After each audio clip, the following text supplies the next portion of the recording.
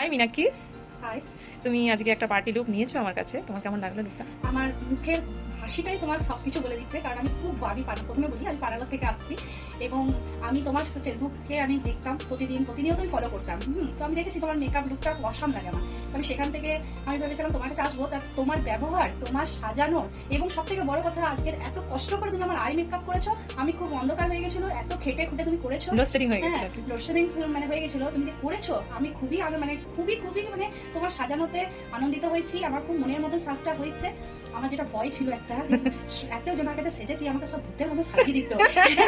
মোটামুটি দেখতে খারাপ না, দেখতে খুব সুন্দর, ফেসটা খুব সুন্দর। কিন্তু তুমি আজকে আমাকে সত্যি দারুণ লুক দিয়েছো। তার জন্য আমি তোমাকে মানে আমি আমার সকল বর্ধমানের ফ্রেন্ডদেরকে এবং বাইরের ফ্রেন্ডদেরকে বলবো, প্লিজ মৌসুমীর কাছে এসো, প্লিজ প্লিজ প্লিজ এসো মৌসুমীর কাছে, একবার ভিজিট করো। Thank you so much, thank you so much. টাকাটা বড় কথা নয়, ওর ব্যবহারটা যে কি অসাধারণ, যেন কি বলবো, মানে বললে বোঝাতে পারবো না। আমি এত কথা জানি না, আমার খুব ভালো লেগেছে। আমার ছেলের বিয়ের সময় মৌসুমীকে এখন থেকে থ্যাংক ইউ সো মাচ।